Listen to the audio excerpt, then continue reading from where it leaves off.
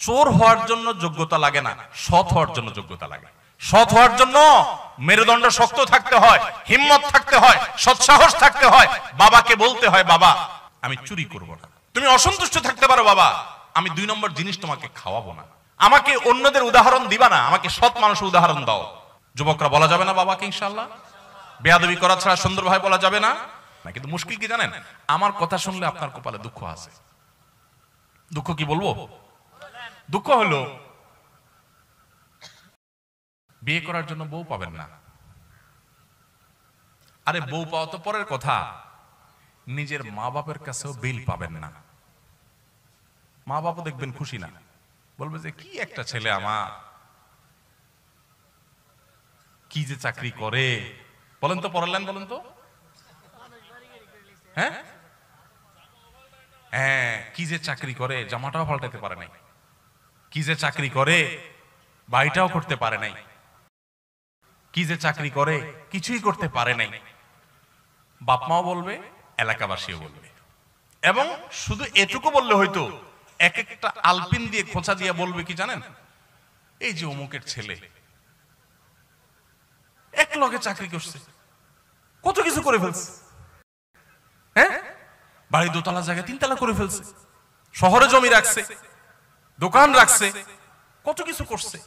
মাশাআল্লাহ কি সুন্দর চকচকা গায়েত করে চলে আসে। আর আমার ছেলেটা কি যে করে আল্লাহ জানে। আছে না নাই? ওই চাচা দেখবেন অনেক সময় সামনের কাতারে মুসল্লি, তসবিহ, ঠগাইস ঠগিস না, ঠগাইস ঠগিস না, তসবির দানা। উনি হয়তো সুবহানাল্লাহ সুবহানাল্লাহ পড়ে, কিন্তু আচরণ বলতেছে সুবহানাল্লাহ না, ঠগাইস, মানুষকে ঠগাইস, নিজে ঠগিস না। এই টাইপের তসবিহওয়ালা মানুষ আছে না নাই? ভাইরা আমার, আজকের মাহফিল থেকে যুবকরা একটু ওয়াদা করেন যে সৎ উপার্জন করব, হালাল উপার্জন করব ইনশাআল্লাহ। চেষ্টা করবেন তো ইনশাআল্লাহ? কিন্তু আমার এই কথা শুনলে কপালে দুঃখ আছে। আগে ভাগে বলে দেই দুঃখগুলা কি কি হইতে পারে। ওই যে বললাম, বিয়ে করার জন্য মেয়ে পাবেন না, কারণ মেয়ের বাবারা বলবে সরকারি চাকরি করে কিনা। সরকারি চাকরি, কারণ সরকারি চাকরি করলে চুরির টাকা আছে, আর না হলে নাই। ঘুষের টাকা আছে, নাহলে নাই। এজন্য মেয়ের বাবারা একটা চোর চায়, ছেলে চায় না। কি চায়? মেয়েটারে বিয়ে দিব ভাই, দেখেন তো একটা চোর পাওয়া যায় কিনা। সরকারি চাকরি করে কিনা এটা তো বলে না, হাবভাব দ্বারা বোঝা যায়। আমি সরকারি চাকরি করলেই চোর এটা বলতেছি না, কিন্তু ভুল বুঝেন না। মানে মেয়ের বাবা সরকারি চাকরি ছাড়া চাকরি কেন দিবেন, আমি সেই কথা বলতেছি। সরকারি চাকরি করা হাজার লক্ষ বহু মানুষ আছেন, সৎ আছে না নাই? বহু মানুষ আছেন। কিন্তু আমি বলতেছি যে সরকারি চাকরি যদি ছোট হয় তারপরেও মেয়ে দিবে, আর বেসরকারি চাকরি যদি বড় হয় তাও দিবে না। হয়তো এটার একটা কারণ এটাও যে সরকারি চাকরি এটা যায় না, এটা একটা গ্যারান্টি আছে। কিন্তু সাথে এটাও চিন্তা করতে হবে যে সরকারি চাকরির অনেক ক্ষেত্রে, সব ক্ষেত্রে না, অনেক ক্ষেত্রে চুরির সুযোগ আছে। তো আপনি সেটার চিন্তা করে যদি মেয়ের জামাই খুঁজেন, তাহলে আপনি তো ছেলে খুঁজতেছেন না, মেয়ের জন্য একটা চোর খুঁজতেছেন। আহা,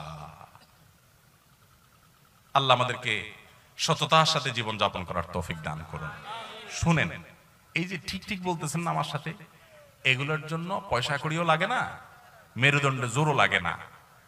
এই সস্তা ঠিক ঠিক বলা খুব সোজা। ওয়াজ মাহফিলে ঠিকও ঠিক, বেঠিকও ঠিক। হুজুর মাইক দিয়া যায় বলে, পাবলিক হুদাই ঠিক ঠিক কয়। এই ঠিক ঠিকের চাইতে গুরুত্বপূর্ণ কি জানেন? এখানে বেশিরভাগই যুবক সংকল্প করেন যে আমি চ্যালেঞ্জ নেব। এটার জন্য মেরুদণ্ডে শক্তি লাগবে, মেরুদণ্ড সোজা করে দাঁড়াতে শিখতে হবে। যে আমি সরকারি চাকরি যদি পাই, আমি দৃষ্টান্ত স্থাপন করব। আলহামদুলিল্লাহ বহু সরকারি চাকরি আছেন সৎ, আমার পরিচিত বহু লোক আছে। কিন্তু আমি দৃষ্টান্ত স্থাপন করে যে আমি অসৎ হব না। এটার জন্য ওই যে তীর আসবে কোত্থেকে?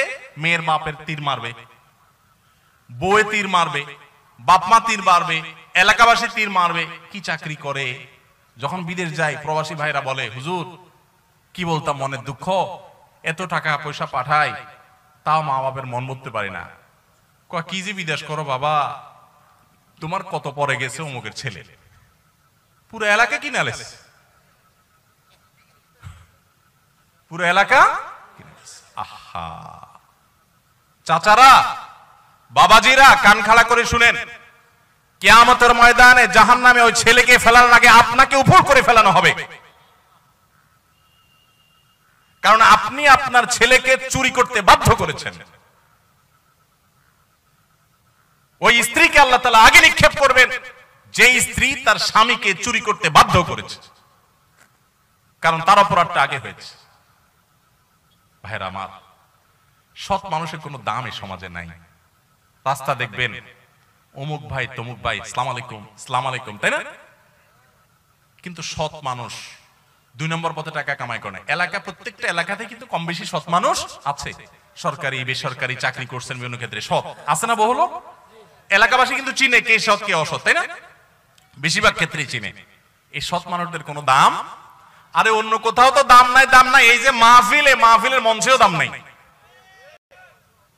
সব দেখবেন চোর ডাকাতদেরকে দাম, ভালো মানুষের কোনো দাম নাই। কয়টা মাহফিল পাবেন যে একজন সৎ নেককার মানুষকে এনে সেখানে পুরস্কার দেওয়া হয়? আমার 24 তারিখে একটা প্রোগ্রাম আছে কসবায়। তো আমার এক বন্ধু, একজন ডাক্তার, বিসিএস ডাক্তার, ওনার মাহফিল। আমি ওনাকে গতকালকে আমার অফিসে আসছিল, বলছিলাম যে ভাই, বহু পুরস্কারই তো মাহফিলে দেই, আপনার এলাকাতে আমি একটা পুরস্কার দিব, সততার পুরস্কার, একটা না কিছু পুরস্কার আমার তরফ থেকে দেব। যে যুবকরা মা বাবার কথা শুনে এলাকা কাউকে কষ্ট দেয় না, মাস্তানি গুন্ডামি বদমাইশি করে না, এরকম ভালো ছেলেদেরকে আনবেন স্টেজে, আমি একটু পুরস্কার দিব, ওদের কপালে একটু চুমু খাবো। কারণ সততার মূল্যে এই সমাজে কেউ দেয় না।